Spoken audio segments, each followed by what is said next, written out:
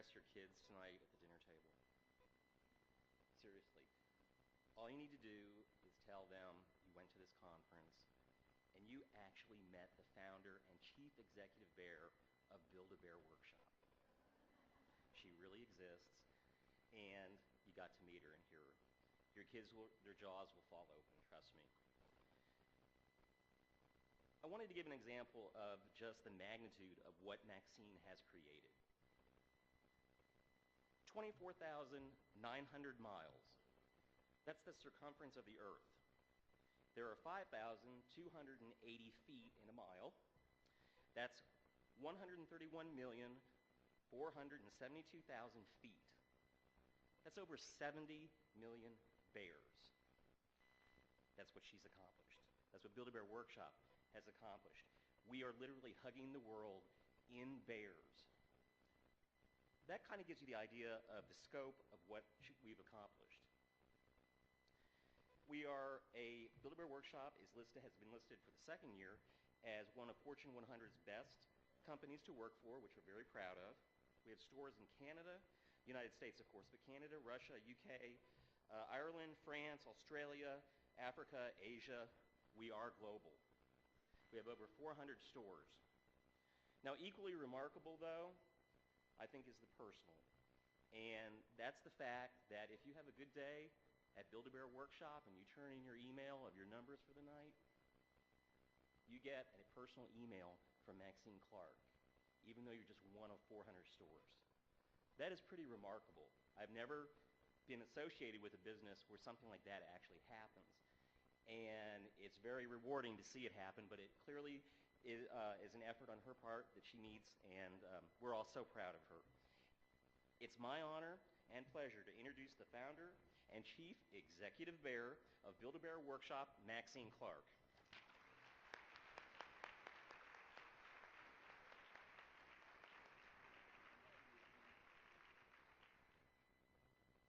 Well, I'm going to try to do this. Oh, let's see. This should help. Okay, good. Thank you. It's the only thing I've been discriminated against for my life is my height. They just don't make podiums the right size. So thank you, Mike. That was a great introduction. I really, really appreciate it. And I am so lucky to work with people like Mike and some of the other team members that are here today that joined me from not too far away here in Oklahoma City and Tulsa, and even as far as Dallas, to share this moment. And that's one of the great privileges I have. I get to go around the country and hug, literally, figuratively, as well, the people that work with me and say thank you for a job well done. I'm honored to share my story with you today and tell you about some of the people who have helped me succeed in business and in life. And my story is really not any different than the one Susan was just talking about or Deanne mentioned at our lunch. We all have so much in common. We have so many more things in common than we have differences. And I may be older and running a much bigger business, but it is the things that we have in common that really connect us. And especially as women, I think, give us an even greater opportunity to be successful and change the world.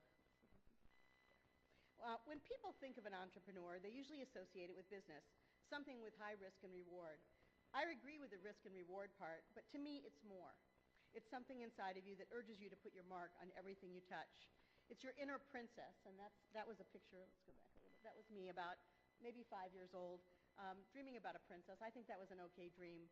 It certainly turned out okay, so I'm the princess of teddy bears instead of a princess of the world, but that hope and dream, whatever I was thinking that day has led me through my life, and again, that was something that was in Susan's speech, just to still make sure that you keep that child within you, because that's where all those sparks started. It's something, being an entrepreneur is something that makes you want to make a difference in the world, to leave it a better place than you found it, to leave a legacy. It's not just about building financial empires. It's about building empires of character and value and people, which in turn generates the financial rewards and the personal rewards.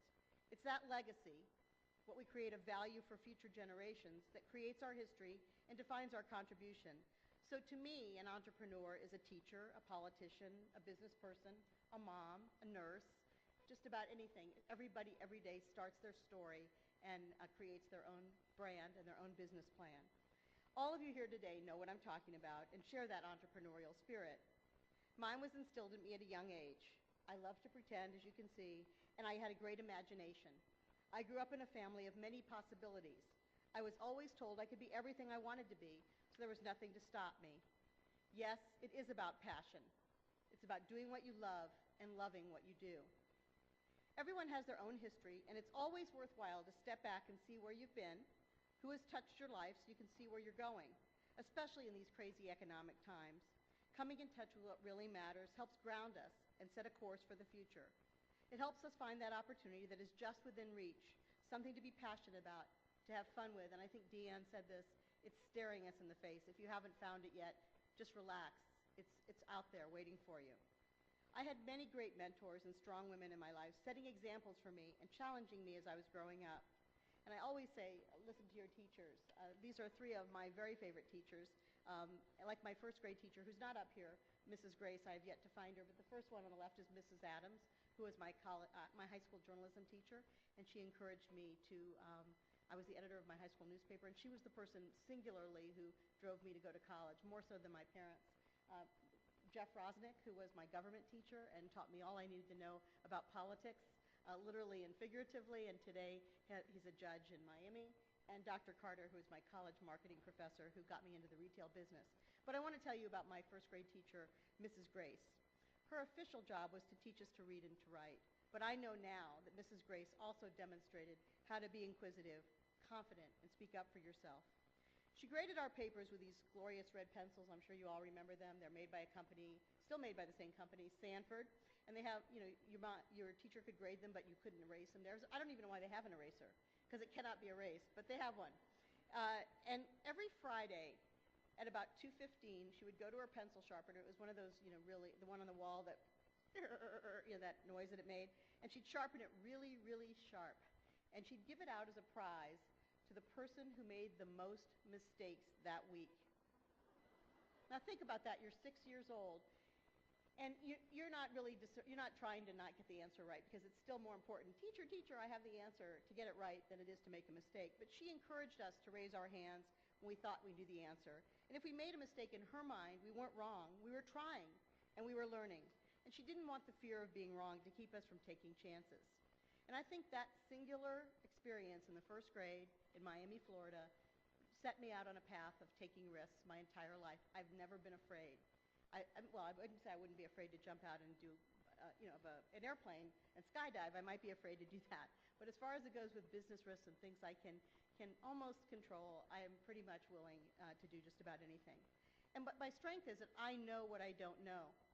And many people would find that as a weakness, but I think it's empowering. I was an ideal student, not because I was an A student, far from it, but I loved to learn, and I was always asking questions. And I heard what Susan said about girls who ask questions, and that's true. My third grade teacher wrote on my report card, and I'll never forget this because my mother went to school. The only time I can remember going to school, she wrote on the back of my report card, she asked too many questions. My mother was so mad about that, and I'm so glad that she told me, don't even bother that. Ask as many questions as you want. It really changed my life. And I have unlimited curiosity. And now that I think about it, Twitter was created for all of us curious people who have endless questions and ideas to share. We just can do it now, around the world, 24/7, as much as we want. So I think that's something that, while I know it was invented by a man, I think it's something that was inspired by all of us curious women. Teachers are not necessarily just in school. They come to you throughout your life and your career. They're the informal teachers, your friends, your family, your business partners, and maybe even people that you meet on Facebook. But the best way to give back to your teachers, all of them, is to teach and share your knowledge with others.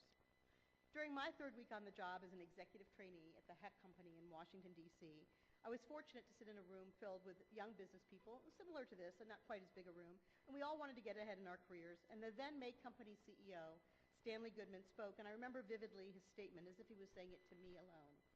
Retailing is entertainment, and the store is a stage.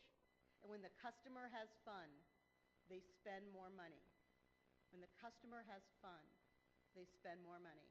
This is pretty easily understood in a room as large as this with so many women. You know what it's like to shop, and usually when you're having fun, you're spending more money. When you're finding the size that fits, or the outfit that makes you look taller and thinner and happier and brighter, or the piece of jewelry that just absolutely accents that jacket, you are happy. And that's the job of retailers, is to keep you happy. From that day forward, I realized what the added purpose of my job was. My mother was a social worker. She wanted me to be a social worker or a justice lawyer, a social justice lawyer. But I wanted to be a mercenary. I wanted to be a capitalist. I wanted to be in business. But I did find that I could be a person in business and develop value and make people happy in a way that I probably wouldn't have thought of even 35 years ago when I started my career. And every day, Stanley Goodman, although he's long left this earth, sits on my shoulder and reminds me to have fun. And that's been especially important this past year when business, the economy has been so difficult. People often ask how I was able to take the rough idea for Build-A-Bear Workshop and turn it into such a successful business.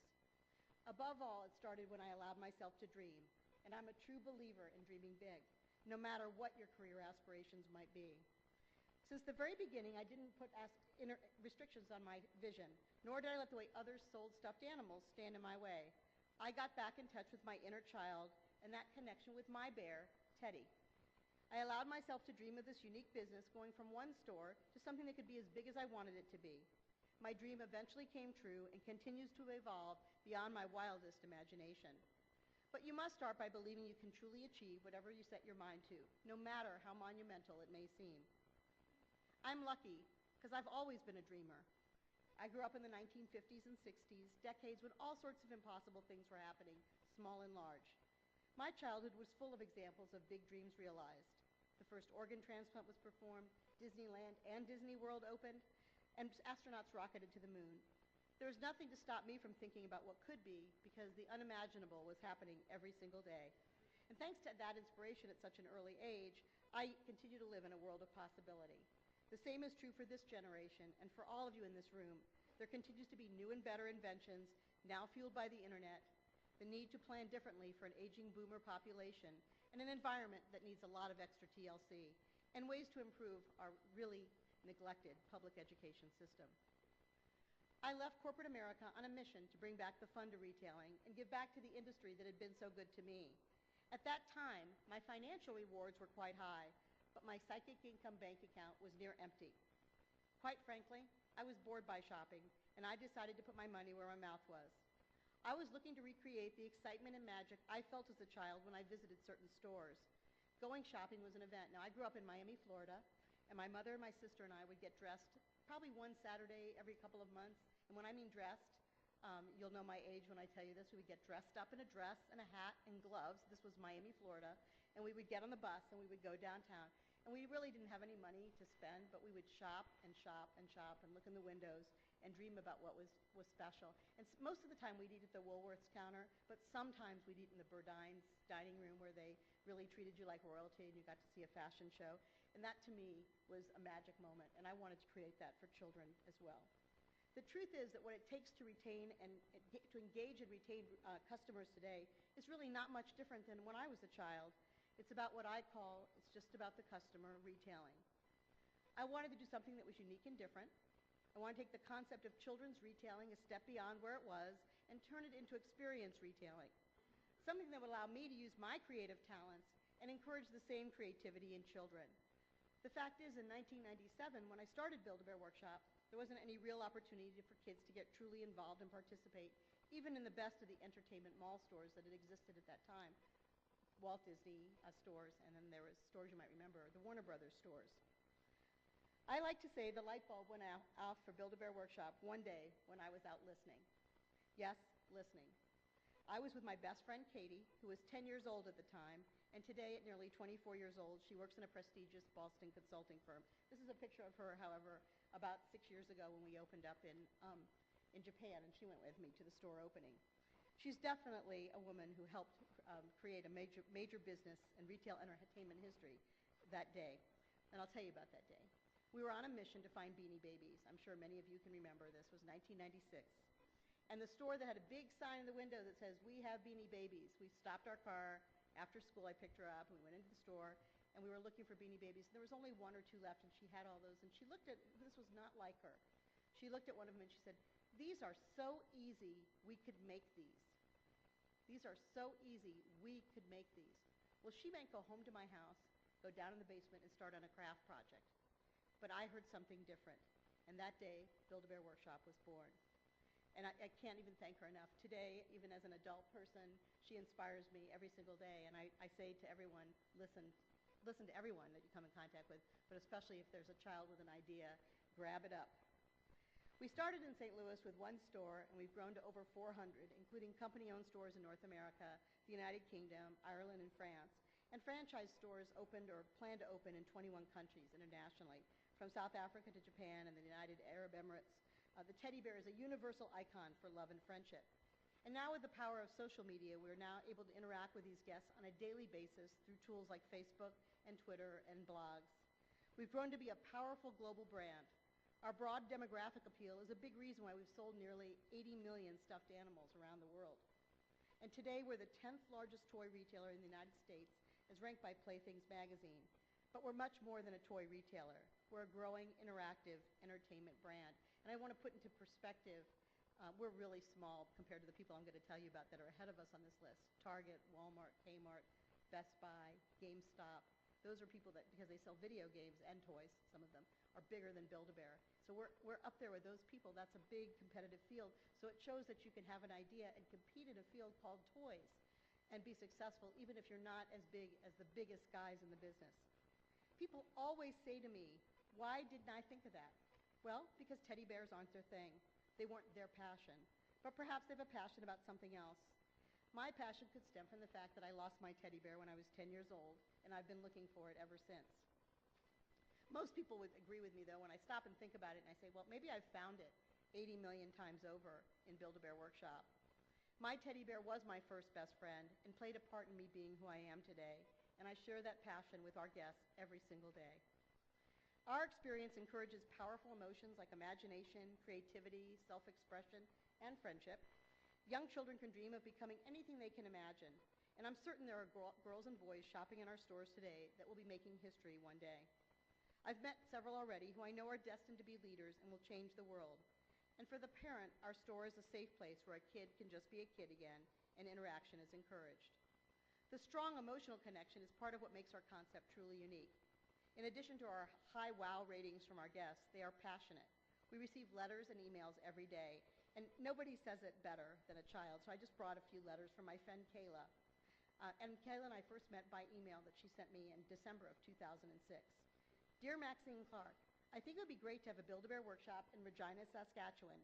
When you had the mini bears at McDonald's, they were getting sold out like crazy. If the people in Regina think having a mini Build-A-Bear is cool, then imagine how much they would like to have an actual Build-A-Bear. If you would make a Build-A-Bear in a mall, it should be in the Cornwall Center. It's the biggest mall in Regina. Also, I would pay at least $300 to $500 towards buying that store. Once when me and my mom were shopping, I saw a kid with a Build-A-Bear box, and I wanted to scream. I was so excited. I didn't tell you this yet, but my name is Kayla. And here's one as she counts down the days to the opening of our store in Saskatchewan. Hi, Maxine. How are you? I can't believe there are only 54 days till the grand opening. My really good friend named Jessica might come with me and my mom. Did you get to design what the store will look like, or did someone else? And one more question. Are you going to be there to see it open? Well, I have to go now. Have a bearific day. Love, Kayla, Carla, and Jake. That's Jake, by the way, that puppy. And I've received many more since the store opened a few years ago, including this one. Hello, I'm so happy because today is Build-A-Bear's first birthday in Saskatchewan. Yay! I'm kind of sad that I couldn't go and see the store today, but I'm working on a project with my friend Miley. She's from Thailand, and she came to Canada for a little bit and came to my school, and she's leaving to go back to Thailand next week. She said she won't be coming back, but at least there's a Build-A-Bear Workshop in Thailand. Hugs, Kayla. Today, Kayla and I communicate via Facebook. She's 13 years old, and Twitter, which tells me she's growing up, but she still has time for Build-A-Bear Workshop, even at 13. And I wrote her a note a couple months ago, and I wrote that. I said, I hope you're not too old for Build-A-Bear. And she wrote back, me too old for Build-A-Bear? I doubt that will ever happen. You can take Kayla out of Build-A-Bear, but you can't take Build-A-Bear out of Kayla. And then she signed it, Kayla, Carla, Jake, Katira, Max, and Liberty give you a big hug. So it's letters and posts like that and the thousands of others that we receive that make us realize how the world is a much better place because of Build-A-Bear Workshop. Along with our great guest experience and our merchandise is an important part of our brand formula. Let's face it, cute sells. And because we design and develop all of our own products, we're better able to control our own destiny. Every single item is a Build-A-Bear Workshop exclusive. We stay on the cutting edge of furry fashion, and we've introduced many firsts, we spell first, F-U-R-S-T, for our bear friends so that they can connect to their companion's lifestyle and really play. Our partnerships are based on a theory, and this is my personal theory that I've applied to our business, that 1 + 1 must equal 10. That means it has to be a win for us, a win for our partners, and the biggest wow for our guests. We know that powerful brands attract other powerful brands. The philosophy is surely true in our product partnerships, but 1 + 1 = 10 transcends all relationships in our business, from our accountants, our FedEx delivery person, and our outside consultants. When smart partners get together and do great things, they reap even greater results. And some of our more recent partners have been with moms in the blogger community. And according to eMarketer's 2008 report, more than 40% of all women online are mothers with children under the age of 18 and at home. We've always engaged with our moms, but now it's much easier. We listen to kids, and we listen to the very valuable conversations that moms are having too. And on top of the business opportunities and ideas, I've made some great new friends. As I said earlier, when I was growing up, shopping was an event, whether we bought something or not. And as I was creating Build-A-Bear Workshop, I wanted to recapture that excitement. I wanted a business with heart, one that people would aspire to be a part of, whether it was to be on the team as an associate or to visit as a guest. I knew that if the associates had fun, they would share that excitement with our guests, and our stores would be more like theme parks rather than a store. People would have such a good time that they would pay us admission, even though we would never charge them. My dream led to the opening of the very first make-it-yourself stuffed animal retail store in 1997, but it was our associates who brought our concept to life. From the time our first store opened, it was no longer about me. To the child making the first bear, Build-A-Bear Workshop is the associate who is with them when they put the heart into their bear and make a special wish that will stay with them forever. And one of the magic moments in our company is when a child is at the stuffer making a bear, and they decide at that moment that they're going to name their bear after the person that's assisting them. And they'll reach out and hug that person and give them a big kiss, and sometimes we don't exactly know what to do, but we know it's a very magic moment because it's such a surprise, and every single time it's all you can do to keep from crying, keep from sharing the emotion and the happiness because you made somebody else smile. The job that was left for me to do was to provide an environment that allowed individuals to contribute at their highest level. It's this spirit, dedication, hard work, and commitment of each associate that has made us the world's leading interactive retail entertainment brand. We're barely 12 years old. Our story is still just beginning. We've accomplished so much in such a short period of time. How? By putting the heart and the fun back into retail, and we continue to hold true to those values even today. Does being a company with heart make a difference? You bet it does. As you heard from Michael, we were named to Fortune's Best Companies to Work For list for the second year in a row, and I cannot even express to you how proud that makes me, because that's not something I decide. That's something our associates vote for and elect us to.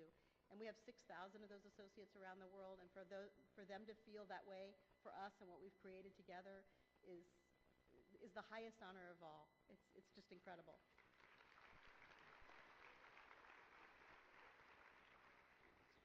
We know, too, the difference that we make in the world, that we're one global community dependent on each other. We spread the message of sharing and caring throughout the world, celebrating the optimism of children of all ages, inspiring the next generation of leaders, and empowering people to make a difference in the global community. We have a commitment. It's been there since the very beginning of our company, before we made a dime, to leave a positive mark on the world. Positive, P-A-W-S-I-T-I-V-E. But it's the same as positive, just with a little extra oomph. And since our inception, we've already donated over $25 million to support causes related to children, animals, and the environment, sharing the hug of a teddy bear wherever it's needed in our communities and abroad, and recognizing kids for doing great things. We know that together, friends can make a world of difference, and it all starts with a hug and a smile. Our objective has always been to build a world-class brand focused on kids of all ages, and we use a combination of many tools to build our brand. We use our database to send direct mail and email to our guests. We have engaging store events. Our website offers entertainment and e-commerce, and we get a lot of publicity for our good deeds that we do. We use television from time to time to promote our brand, and we advertise online, and our social media efforts are growing daily. In our own cyberspace, we have created a safe place where children can play, express their creativity, and use their imagination. We've brought our concept around the world, and now we've brought the same qualities parents value and trust, and kids love about Build-A-Bear Workshop in the real world into our virtual world of buildabearville.com. And the virtual world brings our furry friends to kids all over the world, even if they don't have a store in their country. And the internet is definitely making the world a smaller place and bringing with it big opportunities. We have a competitive edge in the virtual world market because we can leverage and control the in-store experience to extend the overall brand experience and incorporate revenue-driving features into the overall process to drive in-store and online sales. And one of the amazing things about this is last month, these are sort of incredible numbers to me. We track this on an ongoing basis. We can see that our customers spent over 4 million hours on buildabearville.com when they weren't in a Build-A-Bear Workshop store. You can't do this in Build-A-Bear. You have to do this at home on your computer. 4 million hours, people were engaging with our brand outside of being in our store. And while I wish they were in our store and buying during those hours, I could never tell this before. We could never know how much our guests were engaging with us, nor could any brand. I mean, I'm a shoe person. I love to go to shoe stores. There's not one shoe store in this country that I've been to that could tell you what I was doing with those shoes after I left the store. But we can tell what our kids are doing with our animals and having fun and what other suggestions and ideas that they have to make our company better. And Build-A-Bearville is this bridge to strengthen the entertainment aspects and possibilities of our business even more. We continue to focus on building the top entertainment brand in the world in our company. An exciting entertainment breakthrough for Build-A-Bear Workshop happened this past holiday when we premiered our first ever TV special, Holly and Hal Moose, Our Uplifting Christmas Adventure, on the ABC Family Network. This marked the first time in our 12-year history that our plush animals were brought to life on television. Another first around the movie was our first ever Twitter party. And who would have ever thought? That's one of those things that you're thinking back on your business plan. Believe me, I never wrote in that business plan about a Twitter party. During the hour-long event, people were tweeting about Holiday with over 300 moms, and we gave away Hal and Holly prizes, and we got people engaged in our brand. And it was just a fun, kind of crazy evening, and just another example how we believe in our connections and how much fun we can have with them in today's technology world. And last week I saw a tweet request for ideas for field trips for preschools. A mom was asking. She asked the question. She threw it out there in the Pacific Northwest, and I wrote back. And soon this mom and I were connected in Seattle. And I believe the week after Easter she's having we created this new event that we're going to have in our stores, and it came from an idea from her. And hopefully we'll pilot it and spread it out around the country. Again, another opportunity for our guests to engage with us and help us build an even better brand. Our story is a simple one. We're a company with heart. When a guest makes a stuffed animal in our store, they select a special animal during our signature heart ceremony. They pick the heart and make a wish that will stay with that animal forever. The heart is warmed in their hands, kissed on both sides, and tucked inside the animal with a special wish. No two animals are ever alike, and no two wishes are ever the same. And that's the same way we look at our guests. Each one is unique, each one is special, each one is valued. Our guests are passionate about it and feel ownership in our brand. And at Build-A-Bear Workshop, the guests are our heart of our business. They inspire us, they challenge us, they make us smile. And our customer-centric focus is what makes us the company we are today. Innovative, curious, successful, and growing. Our guests have come to expect a personal and fun experience every time they shop in our stores, and they won't settle for anything less, and we wouldn't have it any other way. I want to leave you with a wish for the future. Being here today has really, it's appropriate that it's called Inspire. It's inspired me, and I hope it's inspired all of you. But I have a saying that I picked up in a store on one of my mall visits that says, it's in my bedroom, right above my dresser. And I read it every day, multiple times a day, and it really keeps me grounded. It reminds me of how lucky I am to keep fueling my passion every day. And this is what it says. If you can live your imagination, your life will be a dream come true. I wish you a lifetime of dreams come true. Thank you.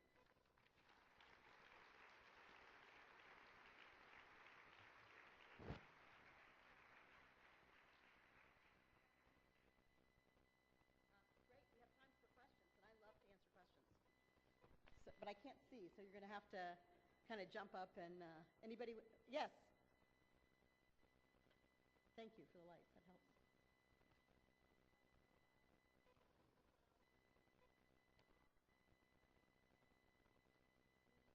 Our stores aren't She asked about she's starting to franchise and how do we go about franchising. Our stores are not franchised. Okay. We own all of our own stores, and I want to tell you that story because we talked about financing here. Prior to starting Build-A-Bear Workshop, I was the president of Payless Shoe Source. I had 20-plus years of retail experience, and I had saved up a lot of my own money. I started Build-A-Bear in the the end of 96, 97, when everybody was talking about the internet and that was the only place women are going to shop. And so nobody wanted to invest any money in retailing or in bricks and mortar. So I knew I was going to have to put my own money in. And fortunately, I had some that I could start. I knew it. I had set about as much as I thought I could risk of my retirement savings.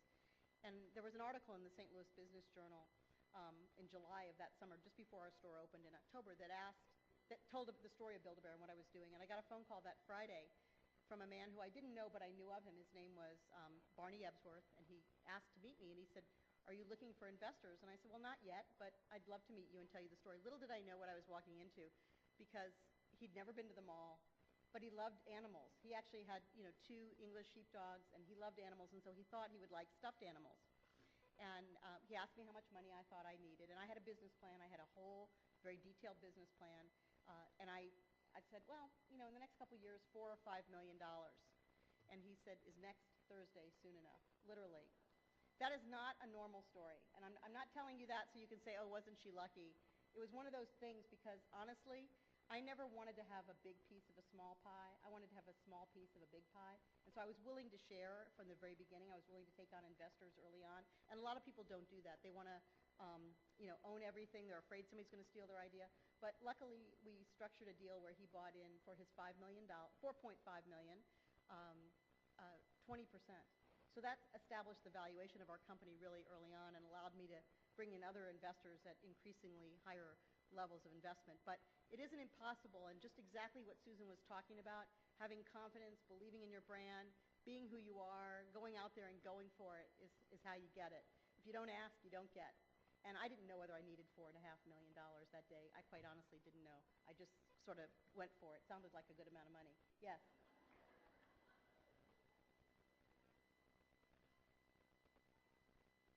Well, the world is very global, and every time, from the day we opened our first store in St. Louis, Missouri, somebody walked in from some country and said, "Can I have a franchise for that in the country?" That was 1997. We built into our plan. I knew that stuffed animals were a universal icon for children around the world, especially the teddy bear, so I knew that we could be international. And I kind of had it out there a few years in my business plan. So we did open the first store in Japan in 2000, Japan and Korea in 2004, in February of 2004. If I had it to do over again, I would still go international. I'm not sure I'd go in the order of the countries that I went in, because every country has different complexities. We have 50 stores in the United Kingdom that we own, but we started out with a franchise, and we ended up buying our franchisee out, and we bought another company that we merged into Build-A-Bear. So that gave us, so we own 51 stores in the United Kingdom, along with our 272 in the United States and 21 in Canada and 3 in France, and the rest are franchised. So we were able to open up in foreign countries, with franchisees, and most of the franchisees have other franchises, meaning our South African franchise owns the Apple franchise in South Africa and also the Mercedes-Benz franchise in South Africa. So we're very fortunate. He has a lot of capital. Other countries, you're dealing with people who may not have as much capital but have a passion, a similar passion. I tried to invest with women and try to give as much outreach to women entrepreneurs as I possibly could. But quite frankly, it was the men that really got it, and the men that really came to me and wanted, to be in the stuffed animal business. And so, I went with the people that I thought were the best partners. It's been a tremendous learning experience. It's highly complicated. It's particularly complicated in the real estate, if you're in the store business and you need real estate. American real estate is so easy compared to foreign real estate, much different. So go at it, depending on what industry you're in, go at it, with everything, with your eyes wide open, because it's definitely tricky. Any other questions? Thank you. Yes. Excellent with your resources and your time, with the blessings that God has bestowed upon you with Build-A-Bear. How do you actually give back? Well, I spend personally a lot of time. My passion is public education. You saw my teachers. That is something I take very seriously, and I spend probably a good 20 hours a week in the inner city schools in this country, not just in St. Louis, although that's most of my time, trying to give back and make sure that kids have a chance at a quality education. I was the founding chair of Teach for America in St. Louis, and now I'm on the national board. I'm on the board of many things that related to education.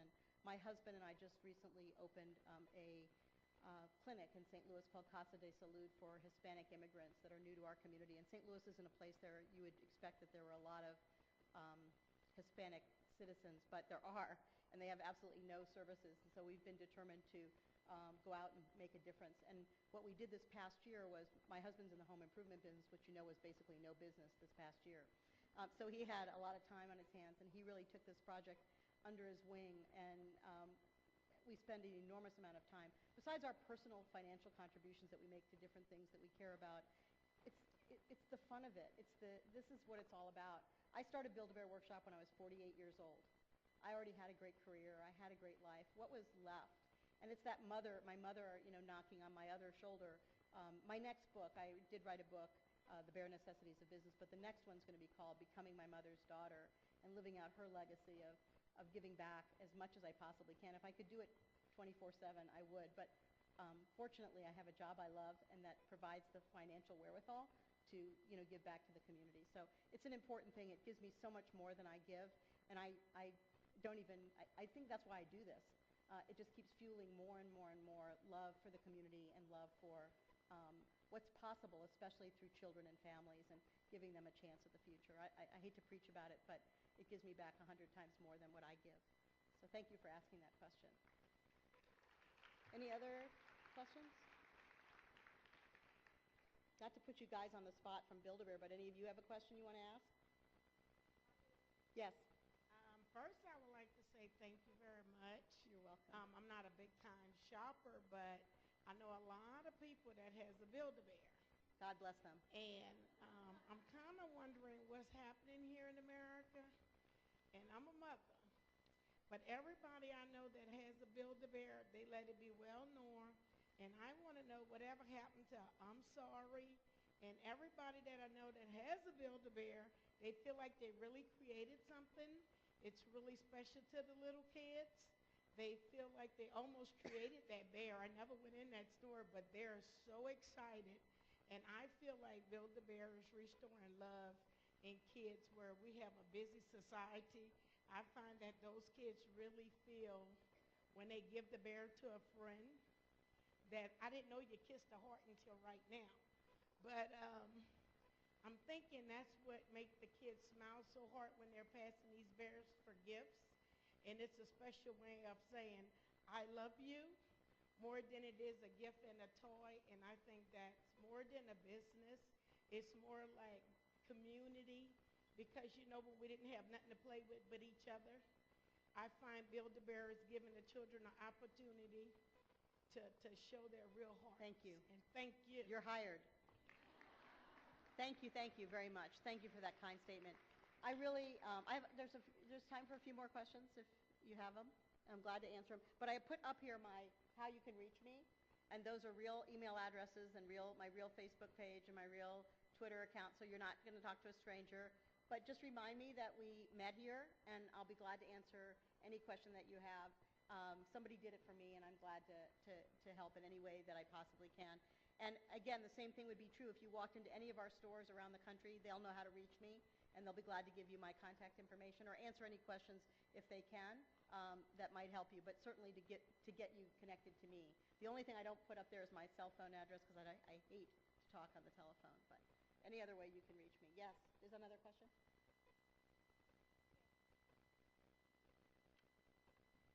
Will you share with us a description of the bear you lost at 10 years old? Teddy, yeah. Will you? Teddy, it was hardly anything left. He was just sort of like a little shadow of a bear, because I used to cuddle with him so closely. I was about 10 years old, and he was dark chocolate brown, which probably most bears that were made those days were. They didn't make pink bears and purple bears like we do. And he had a cream-colored muzzle, and he was probably, when he was full size, probably about that big. And our little cub that we sold when we first started Build-A-Bear, our little cub was the most like my bear that I could remember. And actually, it's a sad story how I lost him. I used to suck my thumb with my bear, and I took him everywhere. And we went out to dinner, and I left him in the car, because I always did that. And when I came home and got out of the car and I went back to get Teddy, he wasn't there. And my dad, and I love my dad. This isn't really as bad as it sounds. I mean, I survived it. My dad and our friend who went out to dinner with us took the bear And I guess he threw it away because he didn't want me to, he thought that was going to stop me from sucking my thumb and then I wouldn't need braces. It was way too late for that. And I actually went into worse. I got worse. I mean, I was so desperate for this bear.